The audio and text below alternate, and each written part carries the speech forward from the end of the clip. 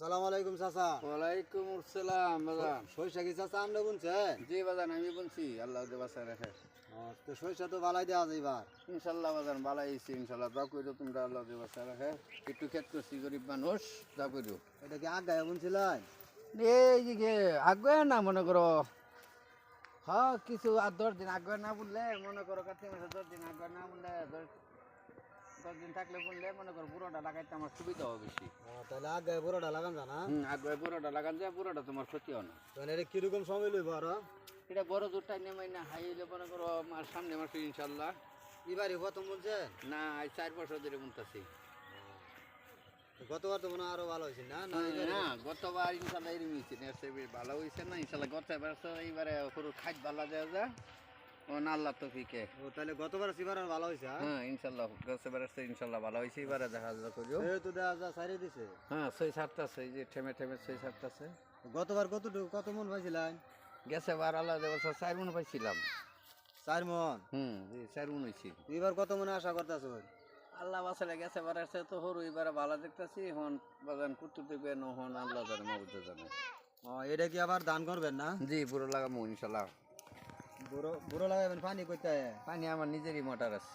আপনি নিজের মোটরতে আনেন? 2 গোড়া মোটর করছি আমি, তো আমি নিজেই করছি। এলে তো সুযোগ সুবিধা আছে। হুম। আমন ধান লাগাইছিলেন না? হ্যাঁ আমন লাগাইছিলাম। আমন কি ধান আবাদ করছিলেন? এটা আমাদের শস্য বনে ধান আগায়া? আমন ওই যে তোমার এই যে সেন্টু বাজান করছিলাম। ওইটা আগায় ওটা না? হ্যাঁ এটা আগবে ওটা ইনশাল্লাহ। তাহলে ওইটা কইরা আবার শস্য বনেছে ধান কাটিয়া না? হ্যাঁ এটা করতে শস্য বুনছি, আল্লাহ দিবাসার শস্য বুনছি। শস্য বনে আবার আমরা শস্য উড়ে ধান কাটা ধান লাগাইলে আবার দেরি তো না?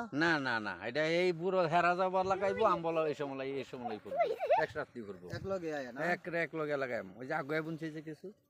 আগাইল বোনা লাগে এক লগে আয়। হুম। তাহলে শস্যর বাজার কি বা?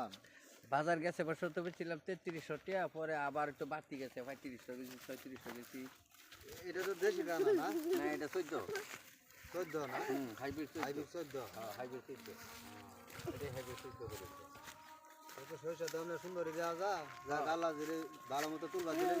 হ্যাঁ ইনশাআল্লাহ দোয়া করি আল্লাহ বাসা রাখে। আমরা তো সব সময় দোয়া করি যে আল্লাহ আপনারা গরিব মানুষ একটু করছেন কষ্ট করে, যে আল্লাহ দুইটা শস্য পাইবা তৌফিক দেয়। আলহামদুলিল্লাহ দোয়াটাই যে সবচেয়ে বড় দোয়া করি। এরপরে শস্যরই বালা কোয়ালিটি বালা সেই সারে দিছে। দোয়া করি আল্লাহ বাসা রাখে। তোমরা দোয়াটাই তো সবচেয়ে বড়। আমরা দোয়াই করি যে আপনি গরিব মানুষ করছেন কষ্ট করে যাতে আল্লাহ আপনার দুইটা পয়সা পাইবার তৌফিক দেয়। তারপরে ধান লাগাইলে যাতে আল্লাহ আপনার ধানটা তুলবার বড় তৌফিক দেয়।